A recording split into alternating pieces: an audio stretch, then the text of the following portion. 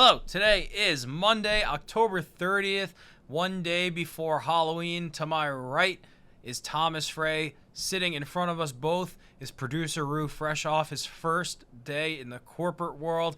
I'm Adam Hartog, and this is episode 28 of the Breaks Down podcast, the flagship program of the 528 Multimedia Network. And today, Tom, why is this episode special? Because we are doing our NFL Midseason Awards show. A round of applause. To all future award recipients. All right, it's going to be a fun show. Like Tom said, we're going to do the NFL Midseason Awards, so that's going to be the meat of today's episode. We're going to blend college football and NFL recap into housekeeping, and we're going to close, as always, with the bold prediction of the year. Of the week. Let's go.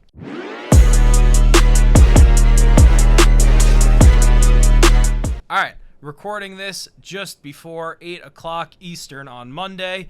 Kind of a down weekend of college football, so there's not a ton to cover there. The big storyline that's kind of unfolding day by day is the Michigan sign stealing scandal. So some of the things we know so far is that University of Michigan assistant Connor Stallions, who I believe is a lifetime fan of Michigan football and a graduate of the U.S. Naval Academy, has been going to basically scout opponents in person in advance to try to steal their signs. There has been photos of him on the sidelines with Michigan coaches kind of relaying signals based off what he sees across the field, and that's something that's kind of playing out day by day still. One of the more interesting details of the scandal, which I don't know if you've heard this, is one of the ways that they figured out he was doing this was because he Venmo'd someone for the tickets, and his Venmo was public, and he made it like football game or something, and like his location was whatever game he was at, like Lincoln, Nebraska or something. Yeah, and it's just like, one, whose Venmos are public these days? Certainly not mine. No, that's not a thing anymore. Like when Venmo first came out, it was like, oh, cool, like everyone can see. Now it's like you're kind of out there if you're still keeping your Venmos public. That's not the norm. Yeah. But also, I mean, if that's the way you're going to go down by leaving your Venmos public, you kind of deserve it. I feel like I would expect more out of a Navyman. You would think. The nitty-gritty details of this are arguably more interesting than the outlying story. What do you mean by that? The whole methodology of the scandal, especially because I couldn't even enjoy the Astros scandal for what it was because it was against the Yankees so predominantly. This is just super interesting to see from the outside. So it's like you're saying how the hot dog is made is more interesting than the hot dog? Exactly. Okay. In this scenario. Yeah, gotcha. And so some of the things we know, some more things we know, TCU, before their playoff win against Michigan, was warned about this. Some other schools seem to know about it as well. I know the Missouri coach, our boy Drinkwitz, has had a comment on it. And news broke yesterday that Michigan has pulled a contract offer that would have made Jim Harbaugh the highest paid coach in the Big Ten. We still have no idea how this whole thing is going to play out and what punishment might be handed down by the NCAA, by the Big Ten. A lot of people say this could open the window for Harbaugh to return to the NFL. So it's definitely something to watch out for. And if I was a Michigan fan, I would be freaking miserable and embarrassed and pissed off because for 5 or 6 years under Harbaugh, you could never win the big game. You kept losing to Michigan State on blocked field goals that were returned, going 0-5 to Ohio State. And the whole time, Jim Harbaugh preaches about how Michigan football holds itself to a higher standard than everybody else, and they do things the right way, and they want guys through the program that are going to act the right way. And then you finally start winning the big games, beat Ohio State twice, win the conference twice, make the playoffs twice, and this comes out, and this is like everyone is now pointing to Michigan and being like, this is, you guys win because now you like stoop down to our level. It discredits everything that they've accomplished, pretty much. Yeah. It will forever have an asterisk. It's awful for Harbaugh's legacy, his resume. I mean, I wouldn't be surprised if he went to the NFL after this. No, me neither, because there's probably going to be hit with scholarship limits, and it totally, I mean, beyond just discrediting it, there's a good chance a lot of these wins could be vacated, so they literally won't exist. in the books. So, and what differentiates this from the Astros is the Astros was player driven. This is coach driven. The players might not even know this is happening. I doubt the players did. So they're going to be harmed. They're going to have this on their record as well. I mean, not to the same extent, but it's going to be associated with them going forward, and it's a shame. Yeah. It's not really fair. No, to the players, no, because you have two Big Ten title rings, and now everyone that your rivals at Ohio State, at Penn State, at Michigan State are not going to treat you like you beat them on the field, which still happened. Yeah, like some of those games, Michigan was going to win no matter what. They're effectively forced into being frauds. Yeah. Through no doing of their own, Yep. which is not fair at all. So this guy Stallions, he purchased tickets to games at 12 of 13 possible Big Ten schools. 2021 and 22 SEC title games in 4 campuses, all tied to college football players. And even producer Rue's favorite program, South Carolina, has been brought into this because there's been reports that South Carolina was fed information before they faced Tennessee, who was in contention for a college football playoff spot. So this goes beyond just Michigan looking for a leg up. This is them also trying to, an enemy of my enemy is my friend kind of situation going on here. I didn't even think of the ripple effect of it all. Another qualified team could have had a playoff spot that didn't. All those players who didn't make the playoffs because of Michigan's cheating, like forever now they're robbed of that opportunity. This is actually really uglier than I even thought. I didn't even think of that aspect of it. It's again, I'm going to keep bringing it back to it because it's the most clear parallel, but one of the things that always bothered me about the Astros is Altuve's MVP over Judge, which Judge even still should have won, but that's an MVP that is forever not on his resume, just like all of these guys. I mean, even like non-scholarship guys who work their asses off to make a program and then don't get it to play in the biggest games of their lives because of another head coach doing this. It's really ugly, especially as much money as college football makes. It's still an amateur game Now. Yes, but all of the purity of the game, like this is really bad. It's a really bad look for all involved. Yeah, and everybody in college football cheats to win. You can make an argument that the rule in and of itself is stupid. Yes, I think, but I do see at the same time why it could be necessary because Michigan is able to do this, whereas like Oklahoma State, I guess Oklahoma State is a bad example, but like BU is not sending people to scout basketball teams. Okay, well, the rule that I think is stupid is that there's no relay, voice-to-voice relay, that they have to convey the plays via signs. Yeah, I think that's stupid. Yeah, I meant the rule that you can't like do in-person scouting in advance is stupid but necessary. It's necessary because you can't relay the plays via the helmet. And it's necessary because just like some schools have the resources to send guys to do that and a lot of others don't. I guess so, yeah. Because they're buying tickets to the games. That's true. And like, sure, $1,000 of tickets over the season, most schools can probably cover that. I would imagine 90% of schools could cover it. Yeah, college football I would hope tickets all are, of them, yeah, honestly. yeah. I don't think it's in keeping the integrity where the big money schools can afford more scouting. I don't think it's necessary for that. I just think the archaic system of relaying the plays via your little signs is silly. I agree. The NFL can, like, very easily does everything. I mean, the MLB even has PitchCom now. Like, it's not hard to do. No, the NFL, I mean, football in general, we talked about this a little yesterday. It's kind of archaic, a lot of the methods that they move the game forward with. Very true.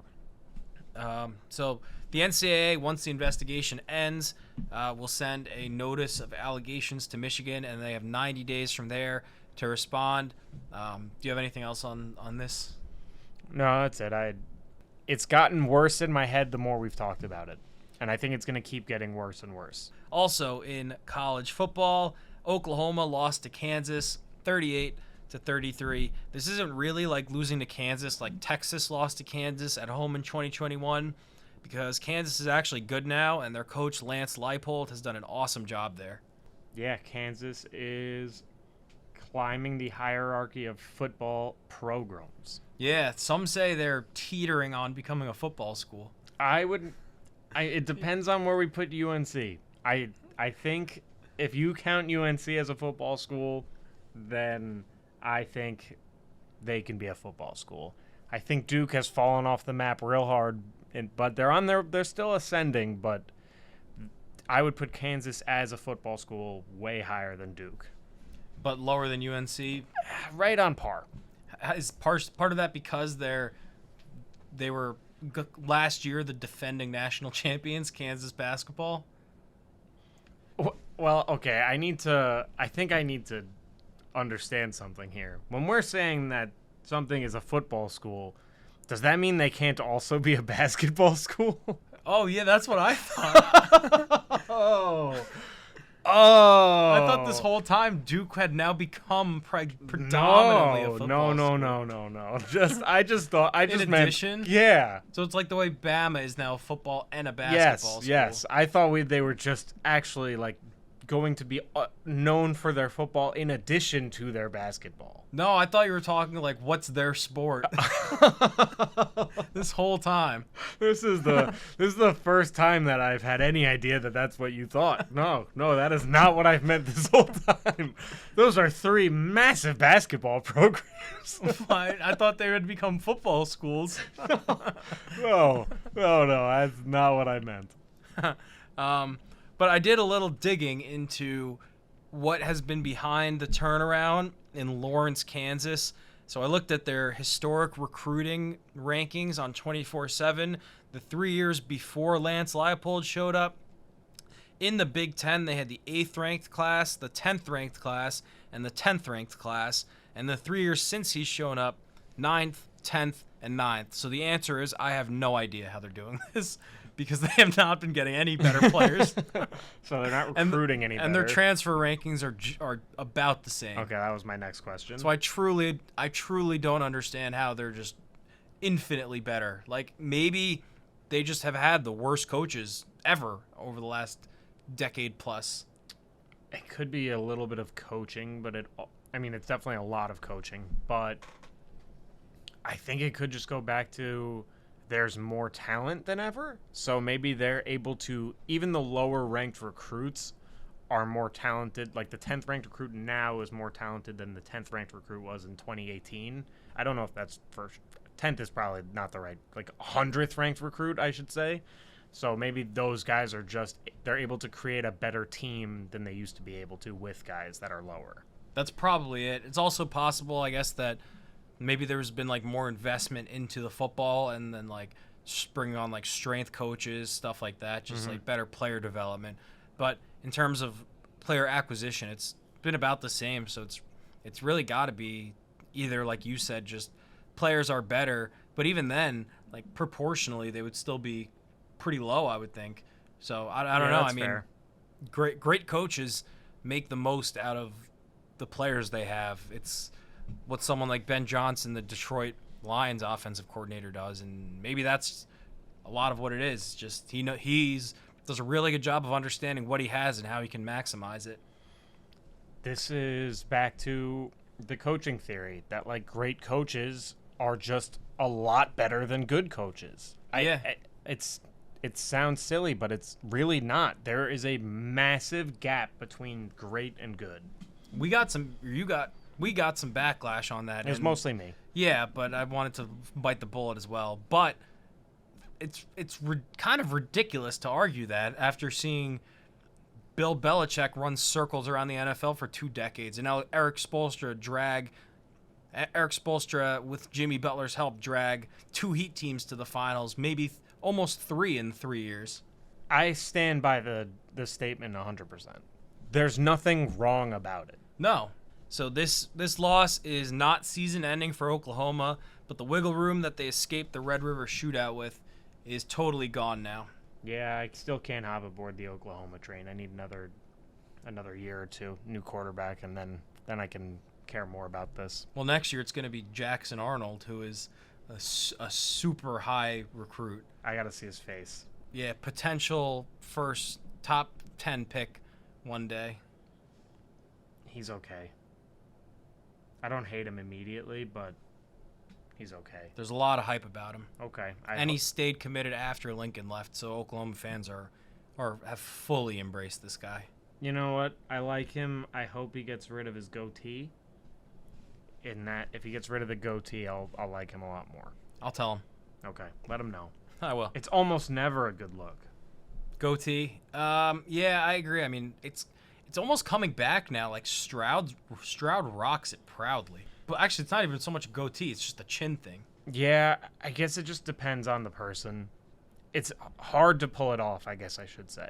I gotta ask, do you give any credit to LeBron for bringing facial hair back in basketball?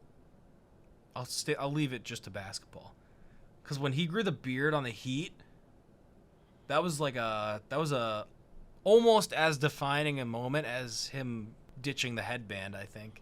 Did other players not have beards? I mean, I don't remember a ton. Kobe had a beard. That's true, yeah. Kobe did have a beard. Grizzly Adams did have a beard.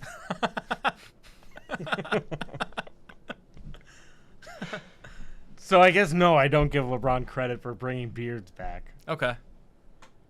I don't remember when James Harden started to grow his. I think pretty early on. Maybe the second year? I have a rookie card of James Harden, and he's beardless. It's pretty cool. That's why. Yeah, I know his rookie year he was beardless, but I think it was also shorter for a long time there. It was, yeah. It got massive. I think when he went to Houston. Yeah, that was when he became the beard. Yeah. Took over from the Giants closer in that SportsCenter commercial where he had like lizards crawling out of it.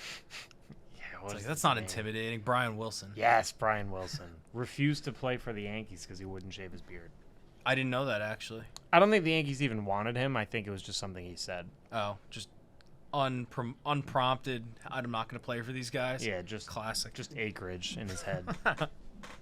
Then I don't have a ton on college football this week, but some quick hitters. Oregon destroyed Utah in Salt Lake City, 35-36.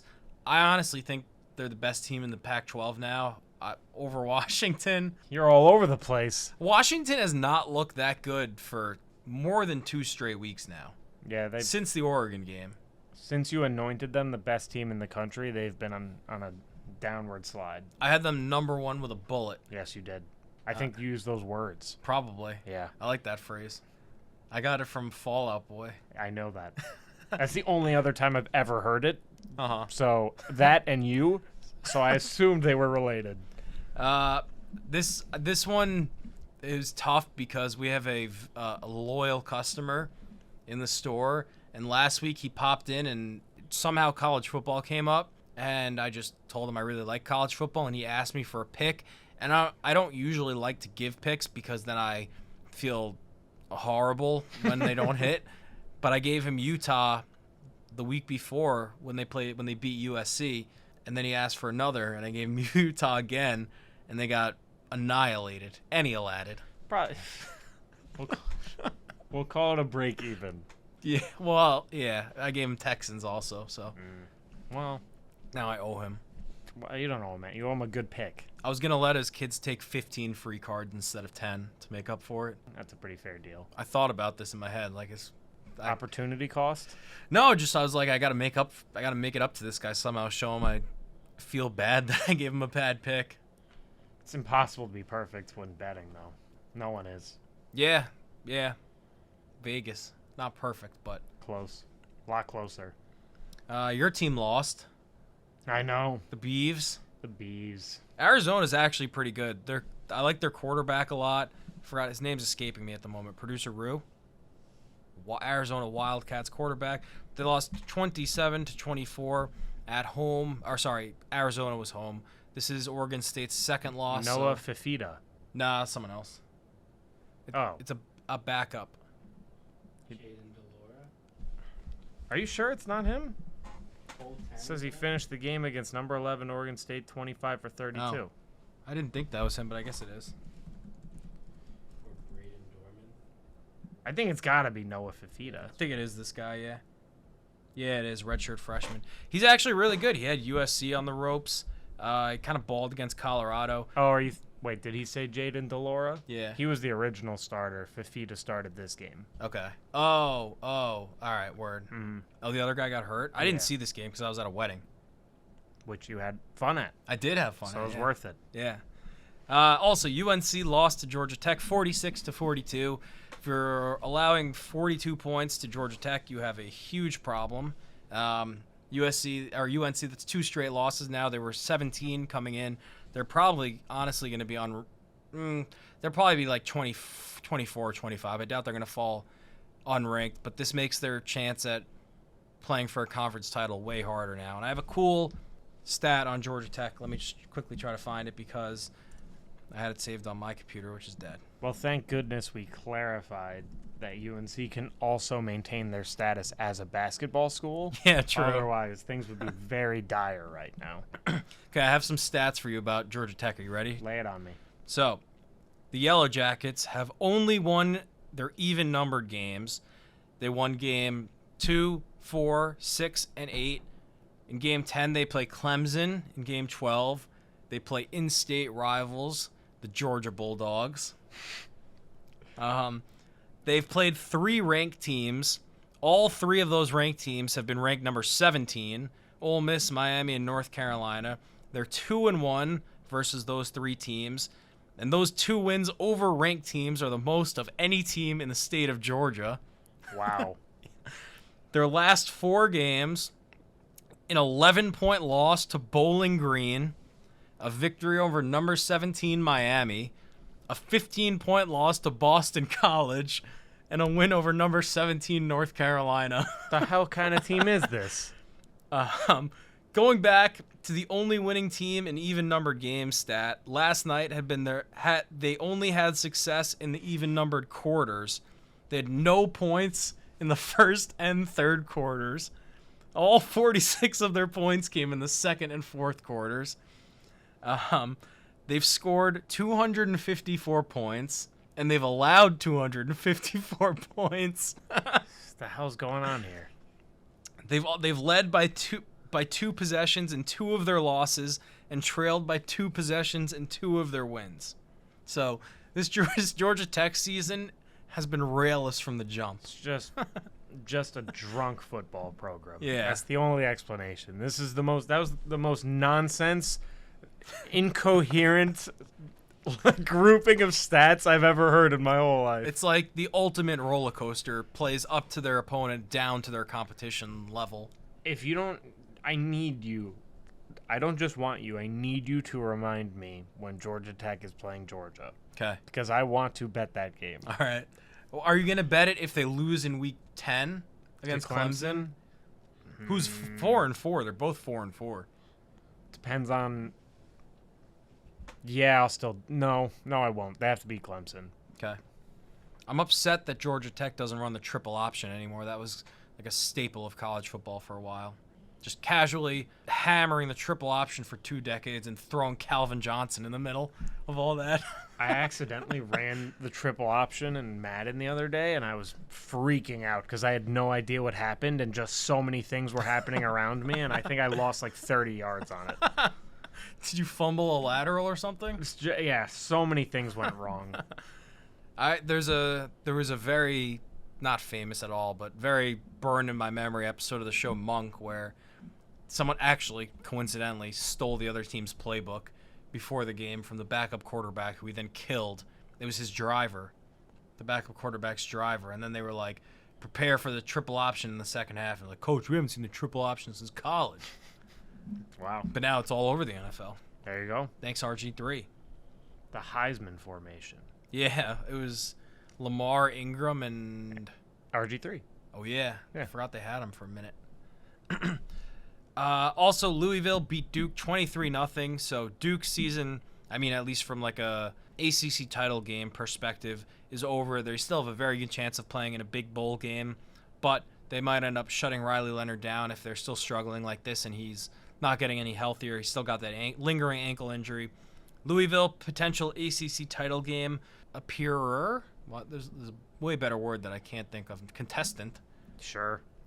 So Louisville's cool. Duke, I guess, now has Duke basketball with this loss and their commitment by Cooper Flag today. Damn, I guess just about to say it. Yeah. solidified themselves as a basketball school for now. Cooper Flag had to go to Duke. Yeah, He just had to. I saw the picture of him and like his commitment picture. He's holding a flaming pitchfork, I guess because of the Blue Devil thing. But He's really good. Yeah, I don't understand how he's that good because he's a white man. Usually that caps your ceiling.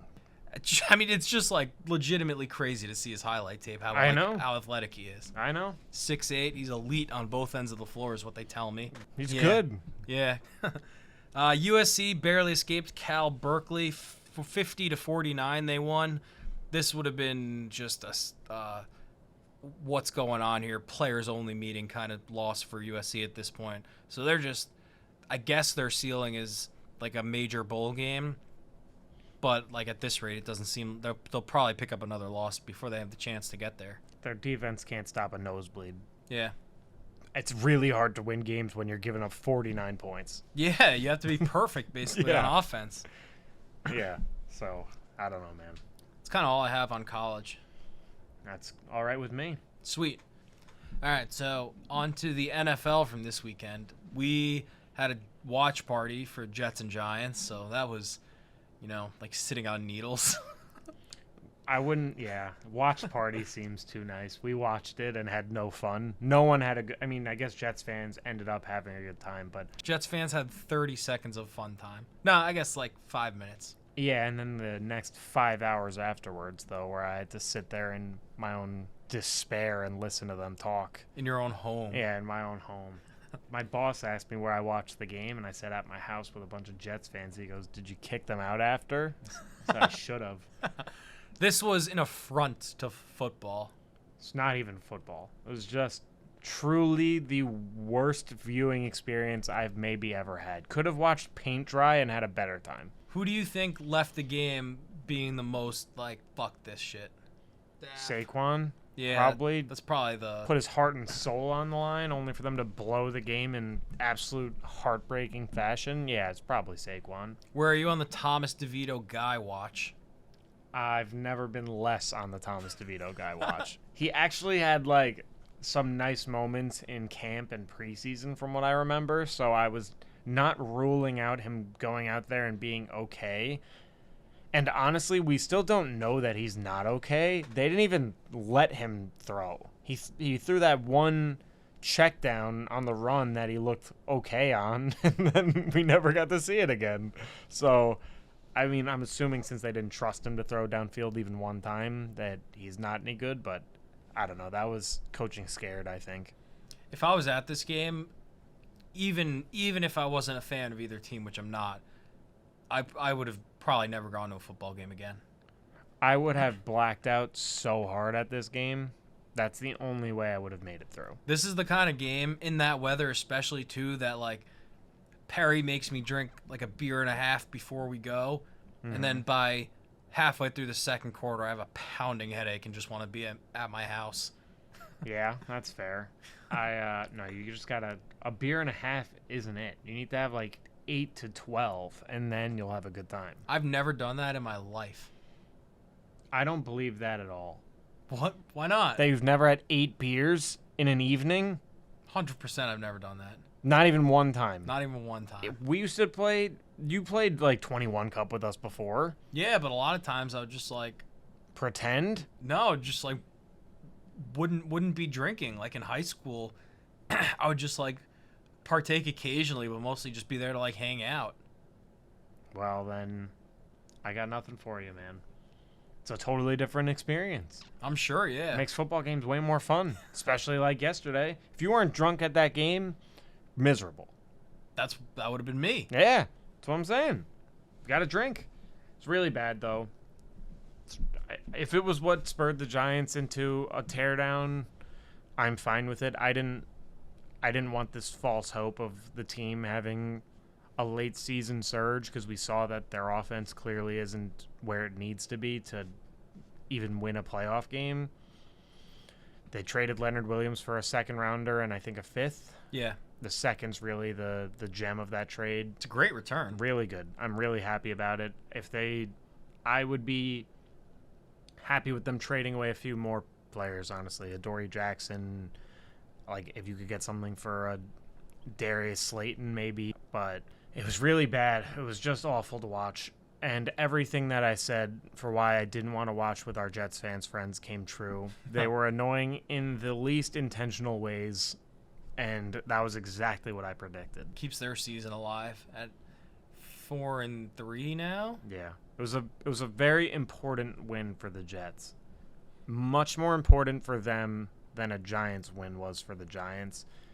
I'm really annoyed about it because then like Sauce Gardner's on Twitter talking about how the Jets run New York.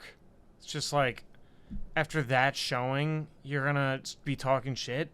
Like, come on, dude. That was the most embarrassing football game of all time, even in a win. Yeah, the Jets now clearly play to their competition also. Yeah, but the Jets almost lost a game where they gave up negative passing yards. Should have lost a game. Yeah. And after the game, you're going to talk how you run New York. And all Jets fans, I saw like the big brother typically beats the little brother.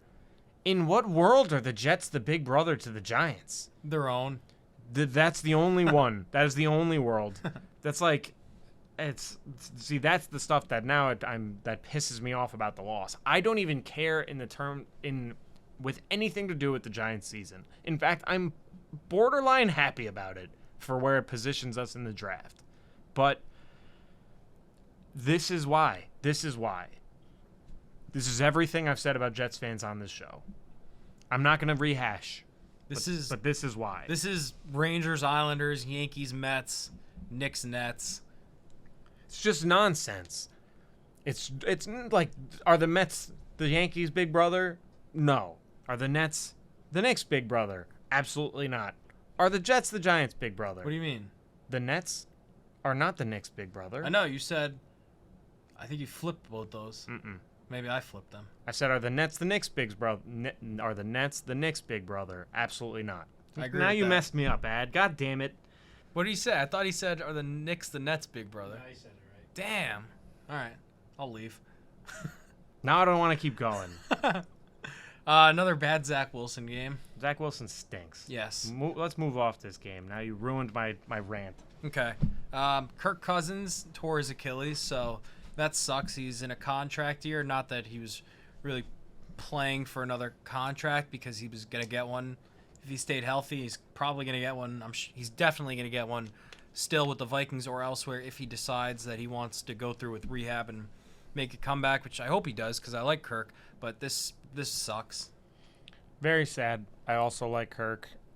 I heard something today from like a doctor on a podcast, sports doctor, who was saying that Kirk could be back in time for next season, which I feel like doesn't line up with anything that I've understood about Achilles injuries before. Me neither, but maybe that's the thing now. I mean, if Rodgers actually comes back, then I'll believe it's possible, but otherwise, every Achilles injury has been at least a year, pretty much. Yeah. 10 months at the very minimum. So, that seems pretty crazy. If it's possible, great. Given the state of the free agent quarterback market this upcoming offseason, it's going to be like Kirk and Minshew and Brissett and guys like that. Kirk's the crown jewel. Yeah. So anyone who needs a quarterback and doesn't take one in the draft, they're going to take Kirk. So I think he's positioned to get another contract. It's just a matter of if he will. Kirk's like the ultimate career free agent crown jewel guy for quarterbacks. That's true.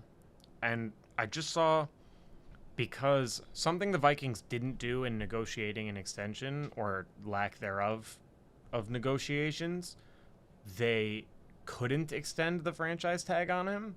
But the fact that I feel like he shouldn't be able to be franchise tagged ever again. It'd be the third time. That's what, like, there should be a cap on it per player. I know there's like per team per player, but Kirk's been franchised twice already. He should never be able to under any circumstance again. I feel. Franchise back-to-back years, yeah. Yeah, should never be able to happen again. I agree. Yeah. I mean, at least for a quarterback, it's like probably $40 million now, if not more. The Yeah, franchise that's true. tag, You're fully guaranteed. The money is very good money, but it's 1 year. yeah, it's still just once you're tagged twice, it should never be allowed again. I 100% agree. And then the Vikings had climbed back to 500, so Yeah, that's kind of derails their season. Like maybe this affects when Jefferson's going to come back. I don't know. I heard yesterday, or it wasn't really a report, it was more an opinion that they could go out and try to get Kyler, but then I heard today that the Cardinals aren't trading Kyler. Then New we starter. then we saw today a report that Jameis Winston might get traded there, which I would be excited for. That'd be awesome. I love Jameis, and I would love to see him play all the time. Me too. And He deserves to be a starter. and he maintains the fantasy viability of the Vikings receivers and Hawkinson. 100%. James pushes the ball downfield. You may not want him on your fantasy team because he'll throw a lot of picks, but those other guys will put up numbers. I'd pick up Jameis. Spot start. Oh, for sure. But I mean, as a consistent, every week starter. Yeah, I get what you're saying. So also the Bengals are back, like fully back. I think this was Burrow's best game by success rate Ever. Yeah. Was it 28 for 32? Yeah, I think so. Yeah. Just totally picked apart the Niners. The Niners, yeah. Jamar. So this is, I guess, just another team that started slow, and by November they're a title contender again. See, we said this though, that the Bengals were going to bounce back. Like, we knew this was going to happen. We were just worried it was going to be too late. Yeah, given their record. Yeah, we thought either they were going to bounce back or Burrow would get hurt and the season would go off the rails. This was I still firmly believe that they lucked out in Burrow not getting or re-aggravating his injury or even making it worse. I think 8.5 times out of 10, he misses time. Yeah. I still think them playing him those first few weeks was a mistake, honestly. But, I mean, here they are, and... No, it would be revisionist history for us to be like, oh, no, they were right. Like, no, they were wrong to do what they did, and you can't play the result. You play the process. The process was wrong. Yeah. So, but, I mean, yeah, they're fully back. I put a Super Bowl bet on them today. What were the odds, like 700? Plus 1,700. 1,700, wow. Yeah. Okay. I think they were behind the Cowboys and the Bills and the Lions. So, among the other favorites, but being behind those teams at this point, I felt very confident putting the money on the Bills. Yeah. Sorry, Bengals. This is the last, like you said, this is the last time you're going to get probably the chance to take them at under plus like 1,200. Yeah, I was shocked to see them at plus 1,700 still.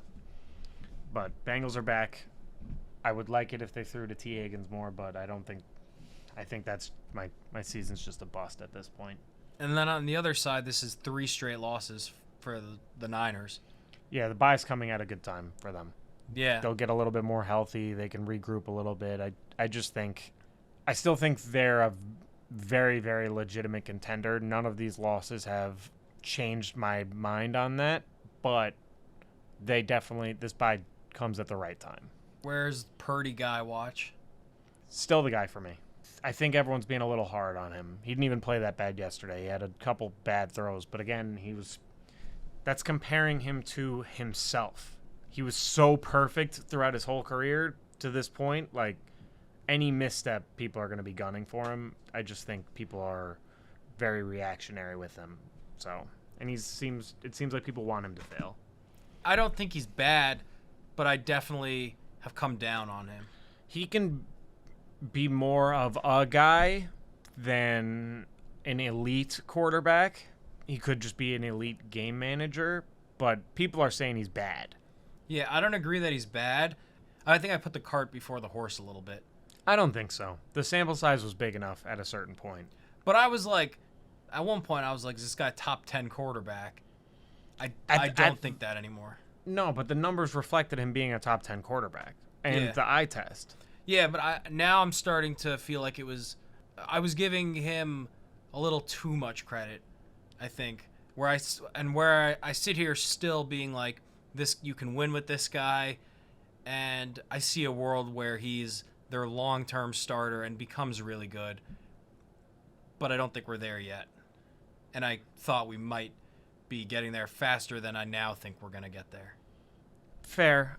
I just think we're victims of the moment or whatever, and we can do the best we can with the information we have.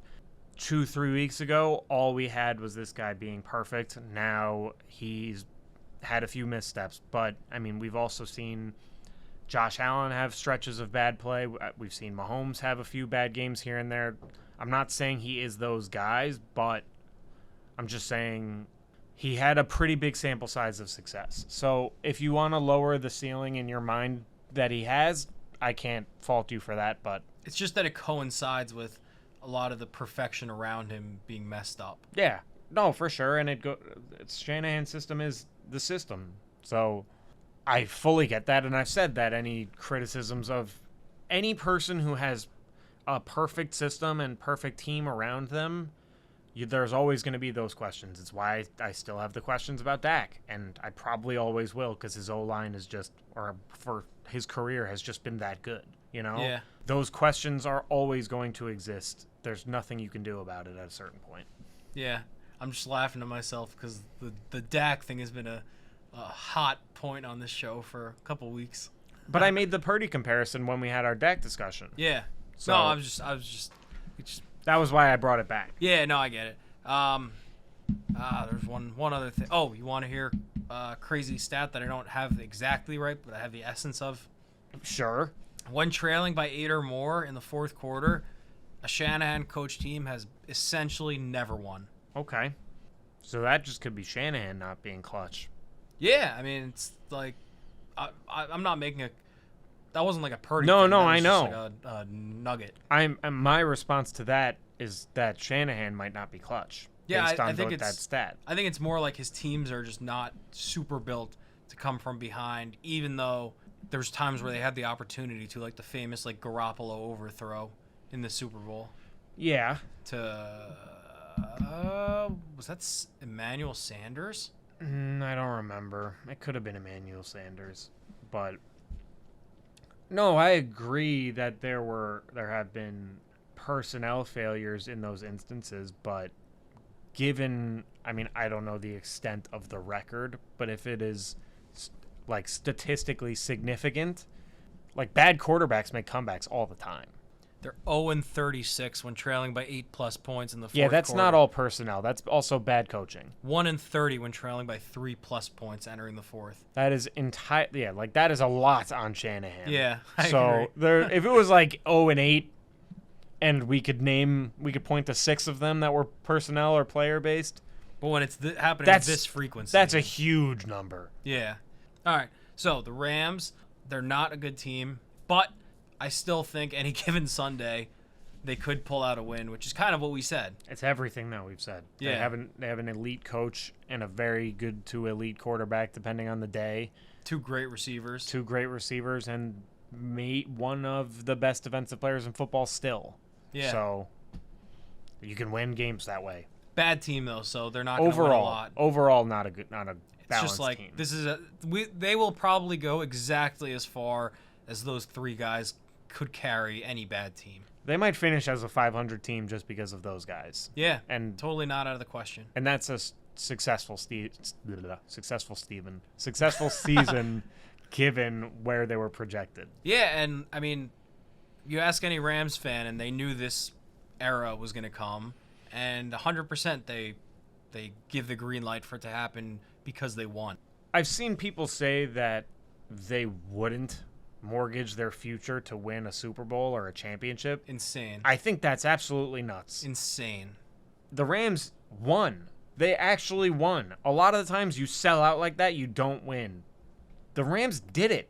You take the Rams 100 times out of 10, which is what producer Ruth said to me earlier, and I laughed. So I agree. Yeah.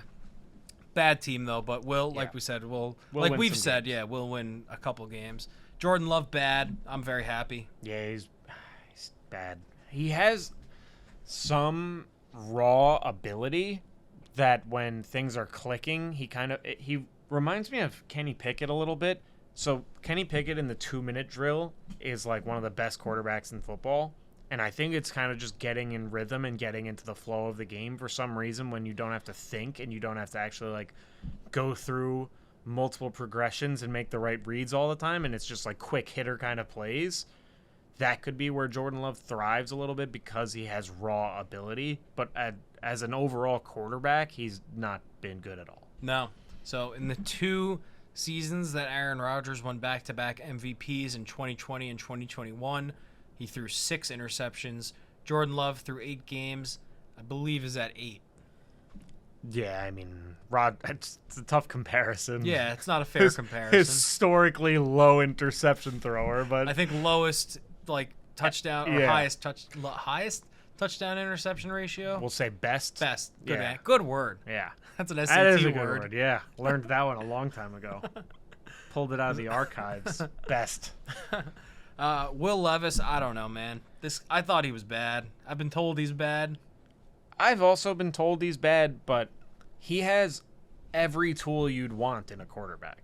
Yeah, and sorry. No. So I just don't know why he's bad. He has a huge arm. He's insanely strong. He's very athletic. Why is he so bad? It's just kind of like the Josh Allen thing, and the Titans did a good job of catering to his current skill set, which is athletic, strong arm, can make big plays down the field. Like all of his touchdowns were 25 plus air yards. 3 of them were in the top 10 touchdown passes by air distance traveled this season.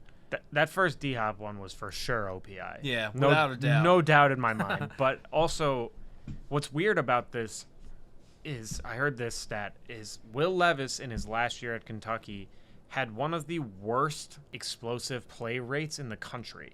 And then he comes out and has only explosive plays. It was just like everything that I'd heard about him, like how he had regressed and how he was like, is he still that guy he was 2 seasons ago at Kentucky? He was that guy in this game. Yeah, and it's just playing to his skill set. Like they could have gone out there and tried to make him do the short yardage dink and dunk stuff, and he probably would have thrown like a pick or 2 and maybe 1 touchdown. But letting him air it out and give his good playmakers. I mean, if you're throwing four deep balls to DeAndre Hopkins and he pulls in 3 of them he pulls in, I guess. He had 4 catches for like $156 and 3 touchdowns. It's a good way to ease a quarterback like that into their first game. He should.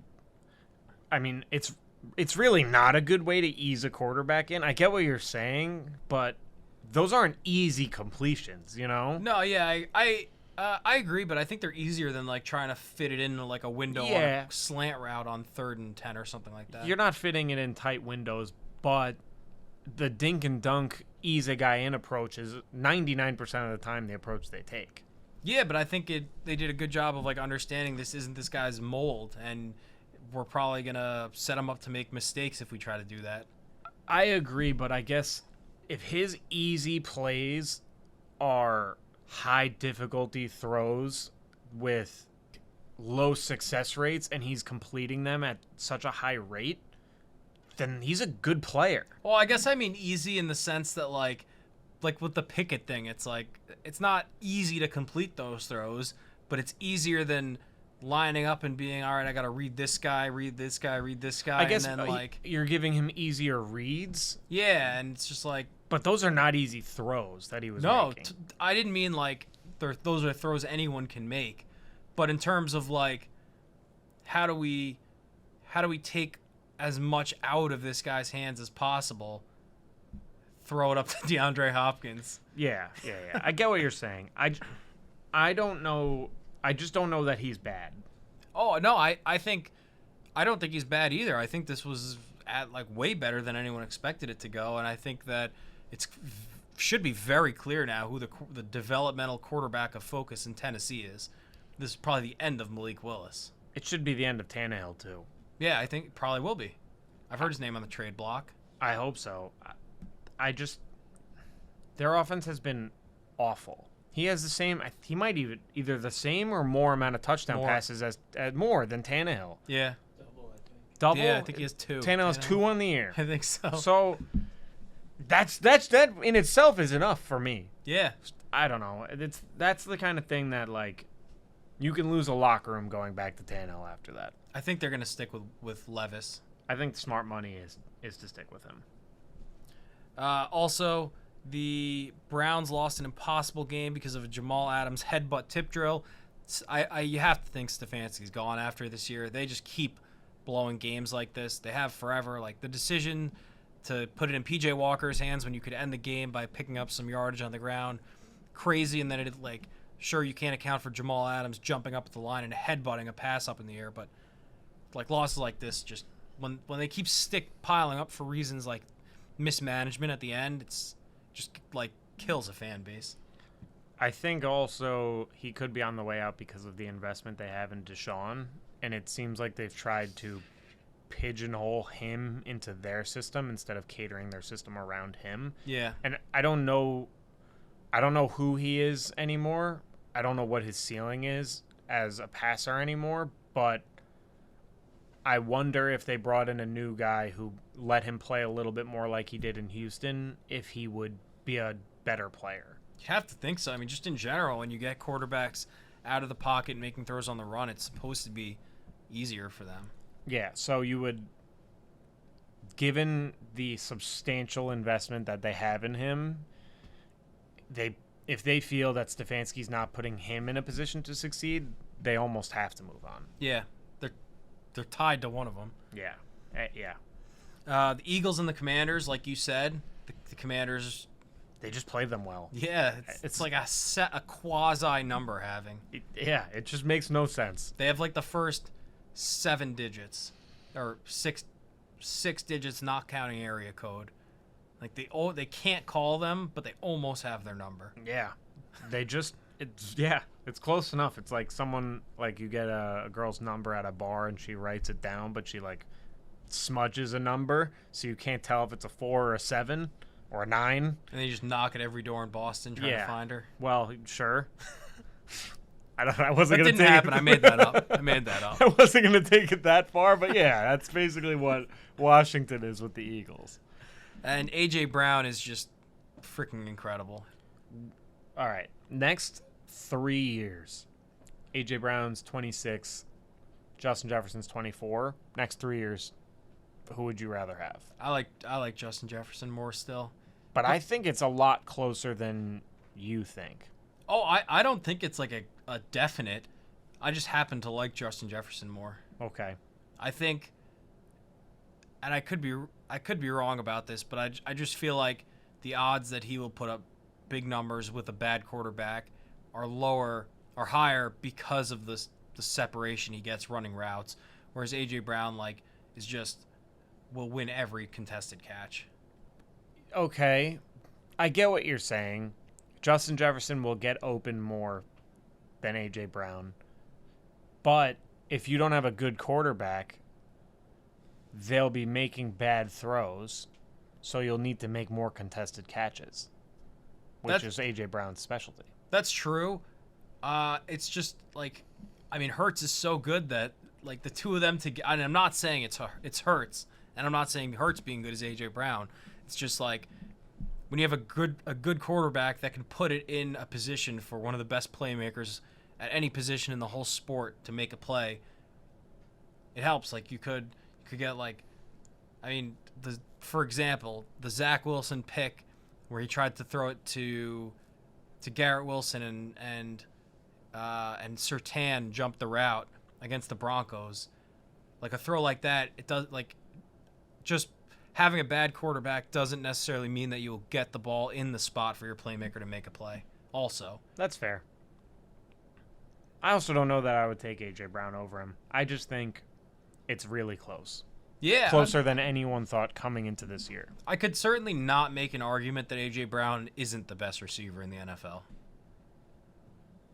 I have no idea what you could certainly not make an argument. I can't make an argument that he's not the best receiver in the NFL. I can make an argument for why I like Justin Jefferson more. Yeah, I think it's arguable. I think between those two, Tyreek and Kupp, it's very arguable any given Sunday. One will be better. It's a lot of good receivers in the NFL. I think those 4 I'd put over. I mean, honestly, I'd put the 3, Tyreek, J. Jeff, and Brown over Kupp. I think those are the 3 best. And Yeah, I'd I put would Kupp agree with with you. with Diggs Where's CD? lower than them. How much lower? Not that much lower. But But like lower. next tier Jamar's Jamar, up there yeah. too. with Cup and Diggs. Yeah, until further notice. Jamar's got more AJ Brown than Jefferson and Diggs to his game. Yeah, Jamar just hasn't put it all together in a while. Like, But part of that is just oh, for sure, limited the circumstances around him. But I need to see it more. That's all. We've been getting it. He had 3 touchdowns last week, and he had the walk-off touchdown. Not walk-off, but the winning touchdown this week. No, I just need to see it, like, more. Yeah, I like, get it. for a longer stretch of time. That's all. Yeah.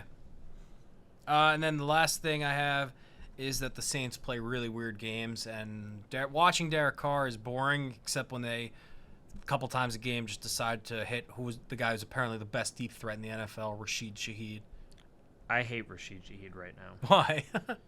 Because I keep playing him in these primo matchups. He kills zone defenses. That's his thing. Kills them. I keep playing him in fantasy. He puts up 6 points. Every time I drop him, he does this. Every single time. It drives me up the wall. The process is there, but the results are not. So you're the anti-Bengals. You're Yes. the nega Bengals. Yes, that's exactly right. Driving me nuts, dude. And honestly, the Saints may have figured out the formula, which is Derek Carr's absolute garbage in the red zone. So just put in Taysom Hill. Yeah, I think when they run Taysom like 7+ times a game, they win like almost all their games this year. I mean, make him earn his money. You're paying him enough. Fortune, yeah. It's the weirdest contract in sports. Yeah. It's like an escalating contract. Like Yeah. depending on like snap count, he could make anywhere from like $25 to $100 million. It was also like the more quarterback you are, the more money you get. Yeah, that's exactly what it was. Yeah. Rashid Shaheed is like the ultimate like 3 for 128 and a touchdown guy now. He is like end of career Deshaun Jackson. Yeah, that's a good example. Redskins Deshaun Jackson. Yeah. Just pure deep threat. Do you have anything else on NFL? No, I don't. I'm real sad about the NFL, but I'm happy about our midseason award show. Me too, yeah. So we'll go on to that. Better than regular awards. True. Way better. So this is our NFL midseason award show. So Tom and I each came up with 5 awards based on the entire season's body of work so far. Producer Rue also came up with 2. He's going to send us 1 each. We're going to read them for him. So would you like to kick off the inaugural Breaks Down podcast mid-season NFL awards show? I would love to. And I will be starting off with the David Carr's Other Brother Award. So I assume that this is similar to the third Jones brother in that this is just like the only one that people don't know exists. No, it is not. There is no actual relation here. Oh. Just relation by similarity. So it's somebody that looks exactly Not like the Carrs. not looks similarity. They have one thing very much so in common. David Carr and not Derek Carr has nothing to do with this. Okay. They just have one thing in common. This is going to Sam Howell. It is going to Let's Sam go. Howell. The first, and it is going to Sam Howell because he has been sacked 41 times through 8 games. The NFL record is 76, set by David Carr in 2002. Sam Howell has lost 276 yards due to sacks on the year, which is at least 100 more than second and third place. Yesterday's game, he only took 1 sack, which ruined his pace, which was going to be 97 times in the season. Now I couldn't find that stat anywhere, but I'm assuming it's still in the 90s, which would shatter the record by David Carr. I'm very much so looking forward to seeing if he can break this record. If he can keep up this pace. Yeah, if he can still be standing by the end of the season, keeping up this pace. And yet then they somehow allow 1 sack to Philly, which Makes is no crazy. sense. Makes no sense. I've heard people referring to him as Jekyll and Howell, which is really funny. That and is good. Super accurate. You just never know what you're gonna get out of this guy. I like that award. Thank you. All right, my first award is the Bob Barker Award. Does this have to do with Happy Gilmore? Very much so. Okay, so this is it Do You Want a Piece of Me? No, I Want the Whole Thing? No, but it's the same scene. Okay. This is the essence of this is centered around another quote. Okay. The Price is Wrong, bitch? Yes. Okay. Is it Deshaun Watson? This is nice. All right, off to a hot start. The Price is Wrong, bitch award, because the Cleveland Browns are paying 5 years, $230 million, fully guaranteed, for somebody that, when healthy, might not be a top 30 quarterback. I'd like to give him top 30, but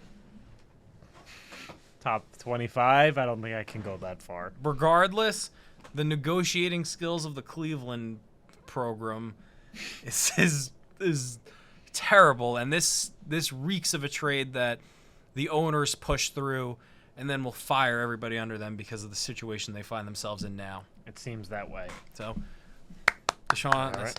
two award number ones. Congratulations. Yes, to all Deshaun winners so Watson and Sam Howell. Yeah. Good job, guys. Hopefully the awards get a little bit nicer going forward.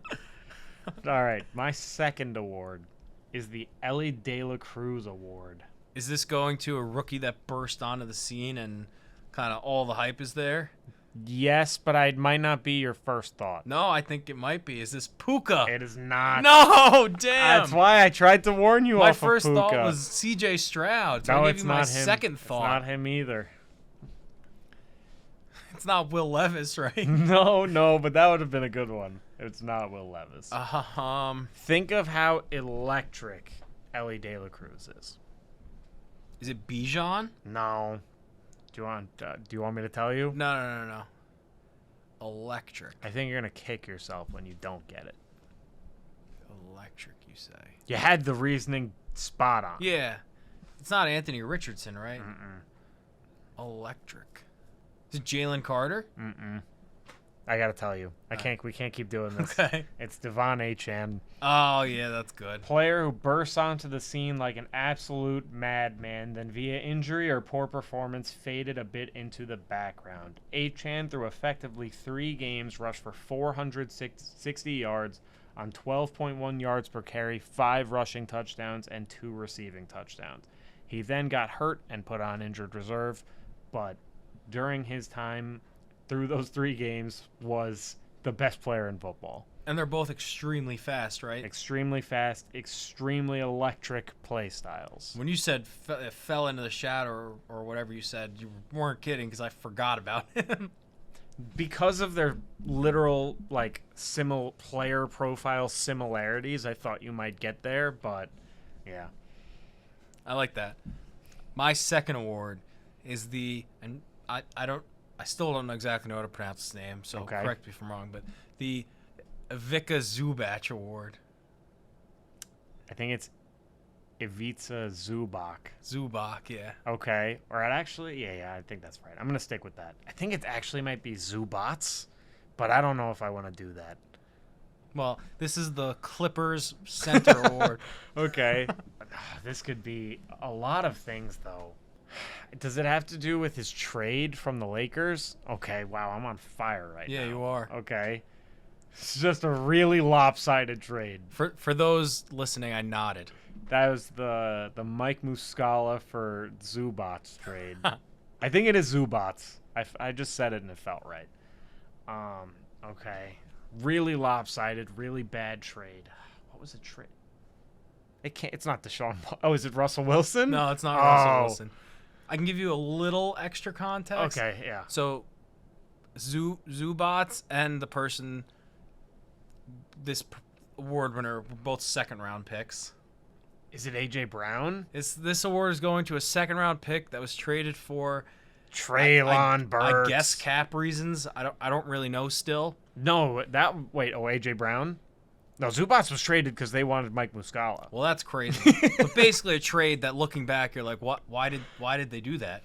But yeah, this is going to AJ Brown. Well, all right. Nice. That's not bad. Took me 2 guesses, but that's all right. Took me way more on your last That's one. true. So. That's true. And yeah, a season and a half in, there is no doubt that was a terrible trade for Tennessee. Awful. Absolutely awful.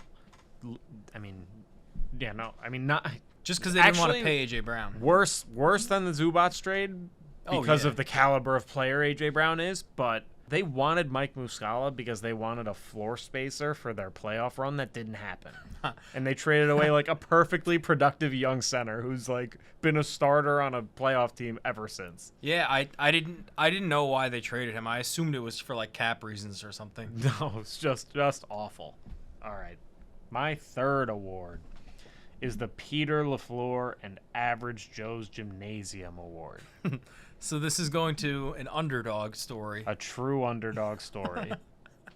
That's what it's for? Yeah, that's Okay, it. cool. Dodgeball's it's dodgeball, a true underdog story. yeah. Yeah. It's a player, not a team. Okay. This is a player that wears a blindfold in their most crucial moment of athletic fame, right? Not just any blindfold. Patches LaFleur's sweat. O'Houlihan. Patches O'Houlihan's sweat rag. Is this going to Baker? It's not. Okay. It's you've already guessed this guy. I've already guessed this guy. It was your first guess of the night. Oh, it's Puka. It is Puka. Okay. It's Puka. He had to get an award. It wasn't that one.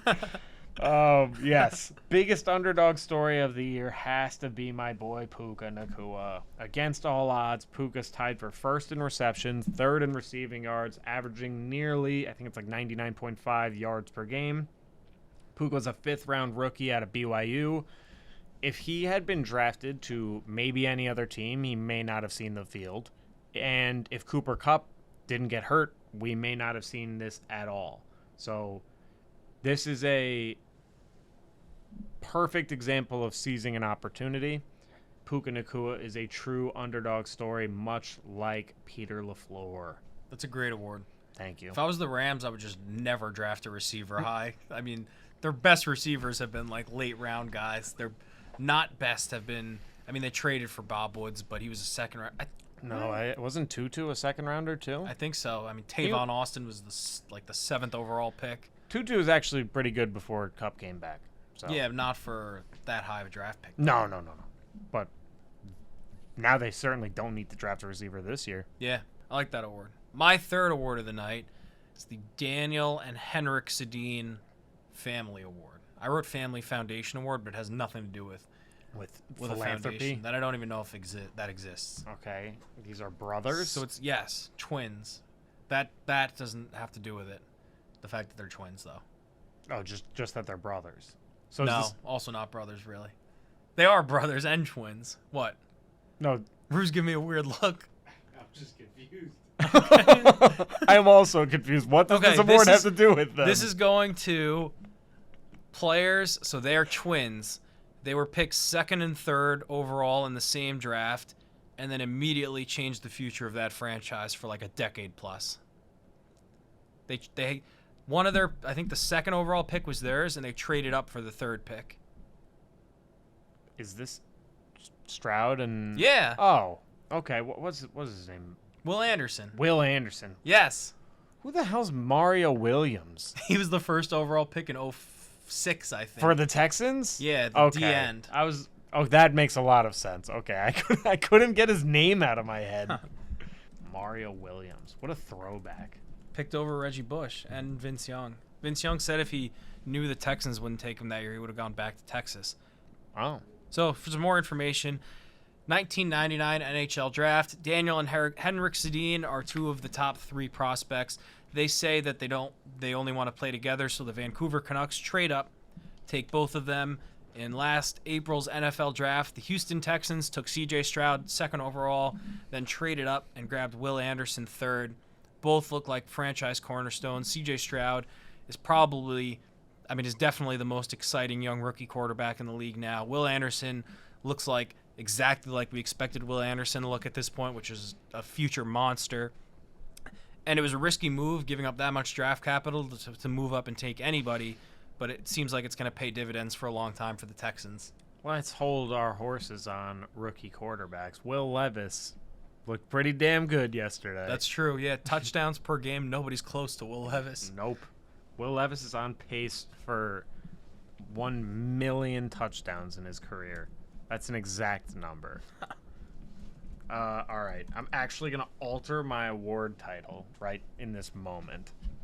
I'm giving out the Nega Shanahan Award. The Nega Shanahan Award? Yes. So is this a comeback king? No, I didn't know that stat until today.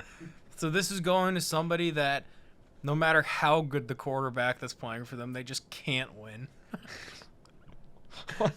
It's not about the quarterback. It's more about the weapons around the quarterback. So this is somebody that just doesn't believe in stacking.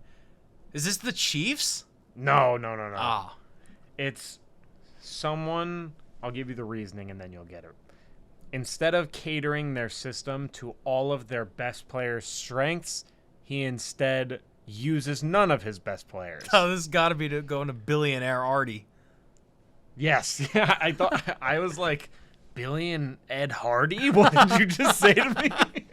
No, billionaire Arthur Smith, head coach of the Atlanta Dirty Birds. Yes, Arthur Smith, the complete opposite of Kyle Shanahan. Instead of using his best players and putting them in positions to succeed, he in fact doesn't use them at all. The perfect example was epitomized in yesterday's game. In the red zone, instead of drawing up a play for any of their top 10 stud offensive weapons, Bijan, Pitts, or Drake London, Arthur Smith drew up a play where Kyle Pitts was blocking for Jonnu Smith to throw a pass to their third-string tight end, Mecole Pruitt. This is thinking outside the bun at its finest. This is thinking yourself out of a job to its finest. Collective draft position of Pitts, London, and Bijan, 20. Arthur Smith is a supervillain. I have frequently seen him described on Twitter as a terrorist. Like, if you type in Arthur Smith is, the top, 10 tweets are a terrorist. Well, I'm just looking now because you said supervillain, but the ultimate supervillain in the NFL is actually his owner, Arthur Blank. Wow, it's the name. Something Yeah. about Arthurs aren't meant to succeed. They've been stacking up on Arthurs. Yeah, they should do the opposite. Get Bra- rid of all Arthurs. Bray and I always joke because sometimes you'll see him on the sideline like this. I've seen that. That's your fantasy profile picture. Yeah, we always joke that when a coach turns around and Arthur Blank is behind him like that, he knows his days are numbered on the job. Well, I hope Arthur Blank appears on the sideline soon because Arthur Smith is a literal supervillain and he's public enemy number one for anyone who plays fantasy football. And beyond that, he's also a jerk. And Is he? Yeah, he is in the media. When he's asked questions totally head coaches are supposed to answer these questions, he answers like a total asshole. Oh, I didn't know that because I saw him on McAfee once and he invited the whole crew to his family's weekend getaway thing. He's the total opposite.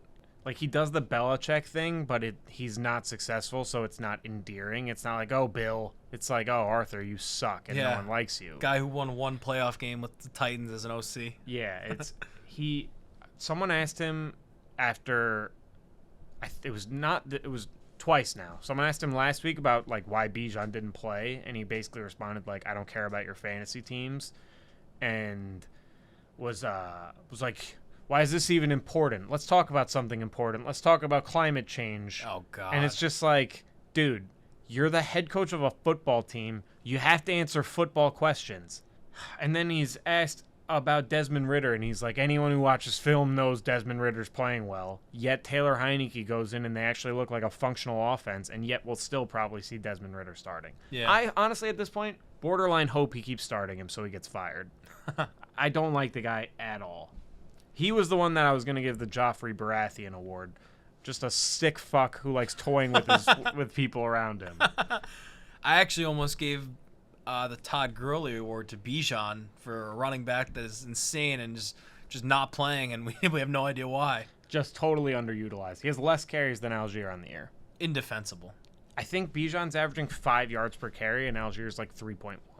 I don't get it. It makes no sense. It literally makes no sense. We've seen Bijan do some of like the craziest things already in his career, where it's like, all right, this guy's a top 5 running back right now. Dude, I was ready to say put him number one. Running back yeah, in the league. You saw that. You were drinking that Calvin Ridley juice. You saw one cut, and you were ready to make this guy put him over CMC. I had him on the Mount Rushmore of running backs between Peyton and Jim Brown. Yeah, a slow motion video. That's a good one. My fourth award is the Saved the NFL award. Without this person, there's a good chance the league would have folded by now. Like, actually? Maybe. Currently playing? No, it's not a player. Goodell? No, it's not Goodell. Oh, thank God. Saved the NFL. John Mara? No, not John Mara. Because he actually... Why, though? Or no, his dad, Wellington Wellington, Mara. just like actually saved Actually the NFL. saved the NFL, yeah. No, this is a extremely this season kind of thing. Okay. Extremely this season kind of thing. It looks like producer Rue knows who this is. No? I have no idea who is it. This is going to Taylor Swift. Okay. Yeah, I wasn't... Last year, of the top 100 broadcasts in the U.S., only 82 were NFL games. Wow. Only. Yeah. Okay. And since Taylor Swift has been going to Chiefs games, she has totally made the NFL relevant. But while she may have tongue-in-cheek saved the NFL, she actually seems to have saved Travis Kelce. Whenever she's at the games, he balls out, and whenever she's not, he's just a guy. It's like 45 plus receiving yards a game more, right? Yeah, he had 56 yesterday, and he had like 120 every time she was at the games. It's actually kind of insane. Yeah, granted, Mahomes had the flu, so yeah, it's dude, a little bit anomalous, but nuts. The flu. I didn't know about this. yeah. I told you guys like right before game time. We were just like, it's whatever. I didn't process it. I didn't just thought it realize didn't was like matter. the flu. I just thought it didn't matter. Yeah, I guess me too. Yeah, whatever. It happens. Guys Yeah. just deal with the flu sometimes. But thank you to T Swizzle for keeping the league alive. I'm not sure it would have kept running if she hadn't shown up. With the way offenses are looking this year, man, she's done it, man. We're all gonna right. need her after 2 straight weeks of Jets primetime games coming up. Very true. Very true. All right. This is actually my favorite award. Okay. I saved it for last. It was gonna be first. All right. So this is the you either die a hero or you live long enough to see yourself become the villain award. Is this also going to Arthur Smith? No, it is not. Arthur Smith is not a hero. Just a full-on supervillain. Oh, is this person currently in their hero era? The opposite. They're in their villain era. Okay. It's not so much the villain. He's still like he hasn't changed as a person. It's more the media's perception. Brock Purdy. It's got to be Brock Purdy. It's Brock Purdy. The media's darling, Mr. Irrelevant. Everyone loves the guy.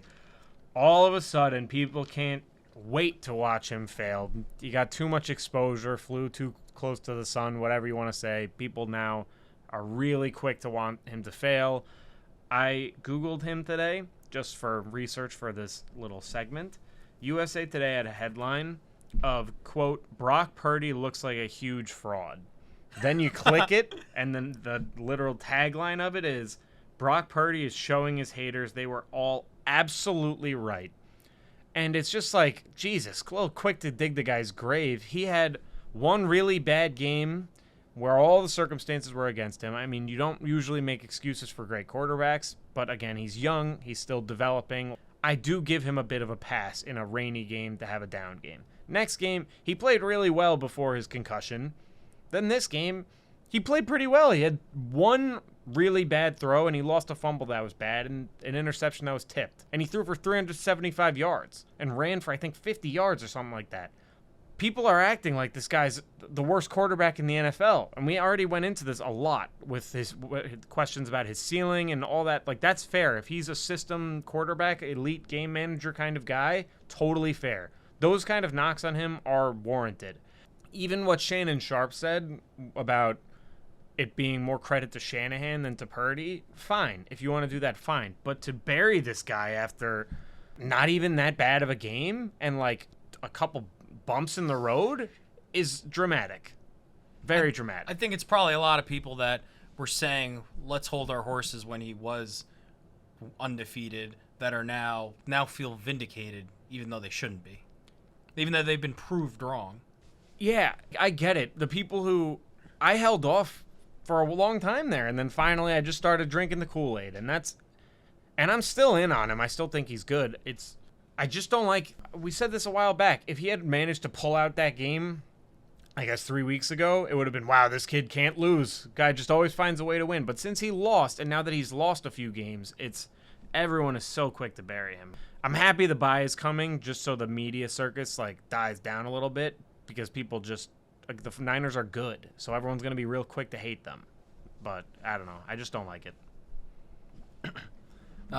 My last award, this one's going to be pretty much impossible to guess, so I apologize for that. But it's the stat that right now is just truly insane award. Well, if it's impossible to guess, is it Shanahan's record when down in the fourth quarter? No, it's a comparison stat between two quarterbacks. Just tell me. Touchdowns to interceptions right now through the first 8 games. Patrick Mahomes, 15 touchdowns, 8 interceptions. Russell Wilson, 16 touchdowns, 4 interceptions. He has so many passing touchdowns, Russ. I was looking at the list today. 2 a game. That's like, I know. I'm actually wondering like what his highest per game touchdown average was in Seattle even. He's been like I mean, he threw for like 100 yards yesterday, so he really wasn't very good, but he hasn't been that bad. No, totally not. Like, not worth the contract. No, but I also saw today that there's an out in 2 years. So if he plays like this for 2 years and quarterbacks keep getting paid more, it might not look as bad if he's like the 12th highest paid quarterback and he plays like the 18th best, you know? Yeah, the I agree disparity with is not as big. It's just how good of a team are you able to build around him because of his massive salary now? That's a very good point. That's a very good point. I hadn't thought of that. I guess you're paying him to put you over the top. Yeah, so you're paying him to be the Russell Wilson they thought he was going to be. Yeah, which he's been way better this year. Still hasn't been near that. Mm-hmm. But like, I'm gonna look up quickly his Seattle. Has thrown for over 2 touchdowns 4 times per game. How many? What's his highest? 40. So I mean, I know there's an extra game now, but if he throws for 2 a game, then he's gonna finish with 34. If he maintains this pace and throws 34 touchdowns and 8 interceptions, that's like kind of a great year. Oh, totally, dude. So it's like going to be the weirdest great year of all time, but statistically, it'll be a great year. Dude, he's 4th in passing touchdowns. I know.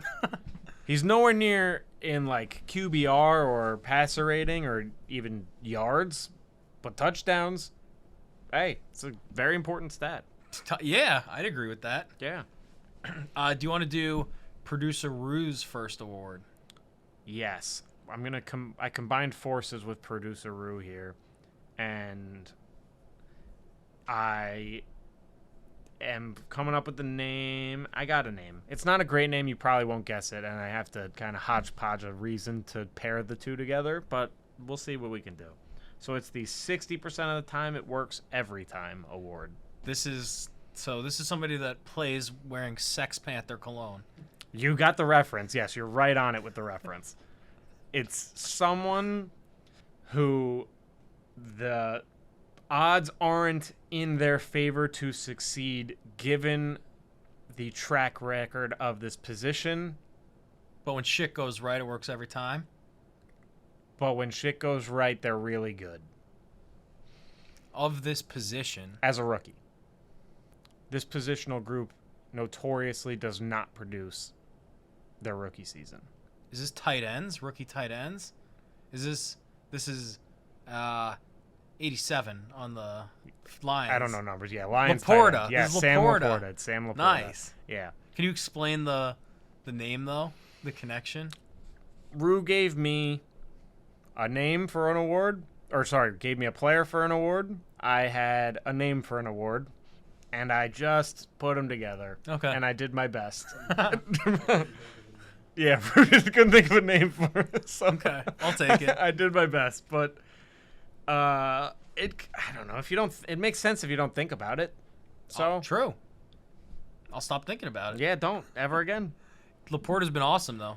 I initially wanted to give that title award to the tush push / brotherly shove because it works every time for the Eagles, but only works 60% of the time for every other team. Good stuff. Yeah, it would have made more sense, but I wanted to include producer who's player, so I kind of just shoved it aside.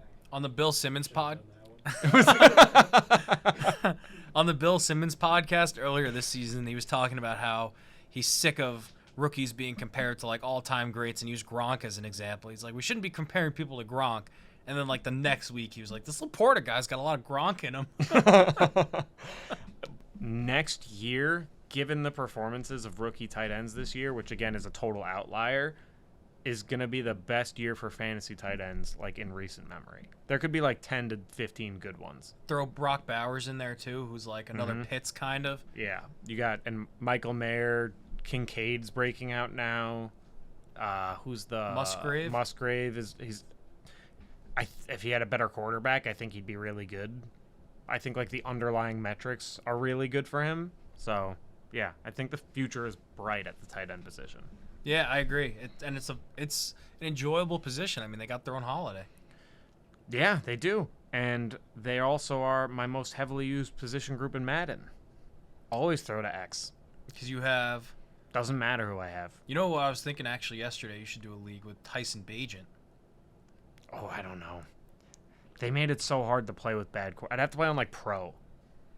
Or like arcade mode on All Madden. I might just have to start playing on Pro.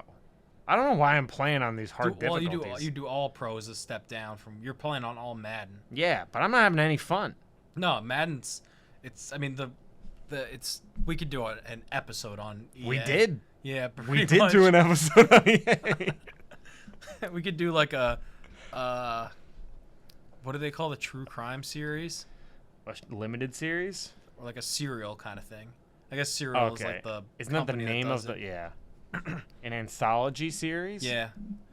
All right, so producer Rue's second award is the Chuck Liddell Late Career Award.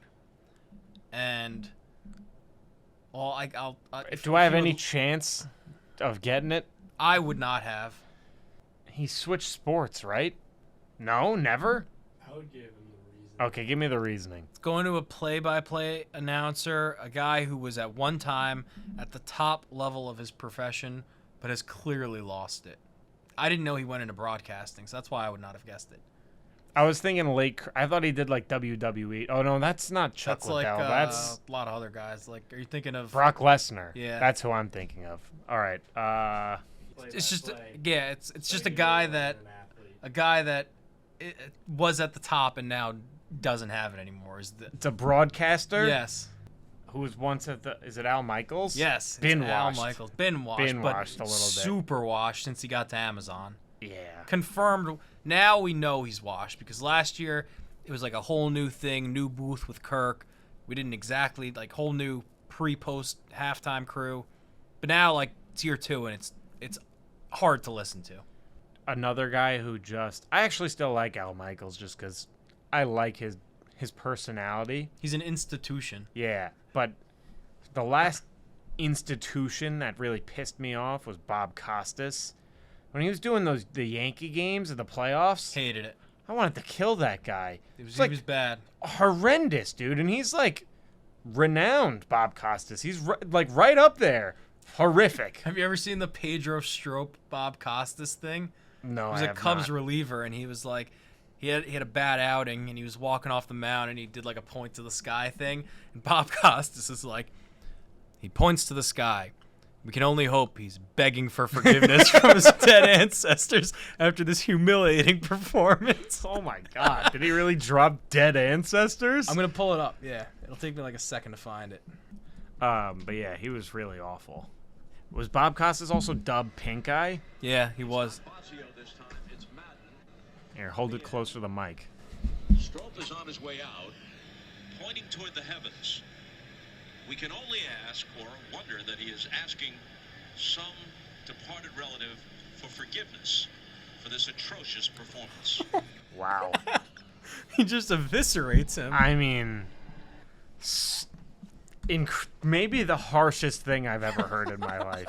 For a relief pitcher in like a regular season game. Yeah, that is incredibly harsh. I get what Rue's saying though. Like you watch Al Michaels games and like there would be a big completion on third down and like Deshaun Jackson, he'd be like, "It's Jackson!" Yeah. But now it's like, "It's Jackson." Yeah. Al Michaels over the hill. Even if it's still Al Michaels, but not Al Michaels. Yeah, I get what you're saying. Al Michaels light. Yeah. Did you know that he's never eaten a vegetable? I only knew that because they were joking about it on like the halftime show. Or no, you know what? It was Fitzmagic on PMT. They were asking him about it. Guy's my idol, dude. If you could make it to that age without eating a vegetable, He then... is my case study. He's he's everything I needed to prove that I don't need to eat vegetables, dude. I will point to him forever, as long as he stands. Yeah, he just like eats steak all the time. He's probably so sore all the time. Yeah, I can't imagine. That guy's probably eating at the 50 best steakhouses in the country. Probably. He Or says like- he just has like steak and potatoes all like he's literally a meat and potatoes kind of guy. He's probably doing like 18 steak dinners paid for by Amazon per season. At least. Definitely. Paying for it, but ordered You mean in his broadcasting career? in his life. $1 million Okay, worth so of steak. hey, for those who didn't hear, Rue set the over under at $1 million for Al Michaels' steak, not expenditure, but just value of steak eaten Let's in say- his broadcasting career. If each steak cost $100, that's 10,000 steaks. Okay, 10,000 steaks. Each steak is $100. How old is he? 60-year career? 60. 50-year career? Let's say 50 because he wasn't. 10,000. That's 200 steaks a year. I gotta take the under on it. 200 steaks a year is absurd, but like if it was like 120, Actually, it's $200. our I did algorithm that might wrong. our algorithm might be slightly off here. Yeah, I think my program. Your isn't Google running. calculator might be throwing us off right Yeah, now. I think it's the inputs, not what Google's doing too. I think I should trip myself some up. human error. Pilot error. I think I'm gonna take the under 2. I do hope he gets there though. I think he will if he keeps up at this pace. He's got like a really big Amazon contract, so I don't think he's leaving anytime soon. Yeah, I don't know. Um, All right, so that's our mid-season awards show. Yeah, that's the meat of today's program. Yes, it is. Do you want to Thank you go for on tuning in. to bold prediction of the year of the week? I do, yes. All right, you started off. Okay. My bold prediction of the year of the week is that by the time we record the next episode, James Harden will not be on the 76ers. Oh, I like that. Thank you. I don't really know how long they could stretch this awkward situation now that it's going into the regular season and he's like semi on the team. He like showed up to the game. Yeah. Weird. But they didn't let him travel with the team, I think, to the Oh, away yeah. games. That's very strange. That's a good one. All right. So my bold prediction of the year of the week is that Jameis Winston will be a Viking by the trade deadline, which is what, tomorrow? Which is tomorrow. And he will play this Sunday against the Falcons and lead the Vikings to a victory. And he will Okay. throw for 220 yards and 2+ touchdowns. Okay, that's very specific. I like this. Yes. I hope it comes true. The last time we did one that specific with a stat line, it almost hit. It was very close. Well, just missed with yards or yeah. I think so. It was close though. Yeah, Oh, my Puka one was right, that's true. but that was my alternate prediction. But 150 receiving was pretty good. Yeah. Do you have a passing touchdown number? I said 2+. Oh, gotcha. I just heard the passing yards. Yeah, 2+. I don't want to go higher than that. Feels ridiculous. It's a bold prediction. It's not ridiculous prediction. My one last week was that Brandon Staley would get fired, but that was wrong. That didn't happen. Yeah, mine was that the Rams would win. So Didn't happen either. No. Rue, you want to throw out a bold prediction? All right, Okay. we got nothing for producer Rue. All right, should I wrap this up? Yeah. You want to tell the adoring people where to find us? Yes, you can find us wherever you get your podcast, plus all social media, YouTube, Instagram, x.com, TikTok, Facebook. I feel like I'm missing a lot right now. But Podbean. I said Amazon wherever I Music. said wherever you get your podcast. So we're on all of them, so I don't need to list all of them. Yeah, true. Yeah. And we still have that giveaway. Episode 30 is coming up. We'll announce the winner then. Make sure you subscribe on YouTube. That's the big way to enter. And follow us on Instagram. And you'll have a chance to win a Jason Dominguez autographed mini helmet. Sweet. Good episode. Good episode. This has been episode 28 of the Breaks Down podcast. 528. Thank you. See y'all next week.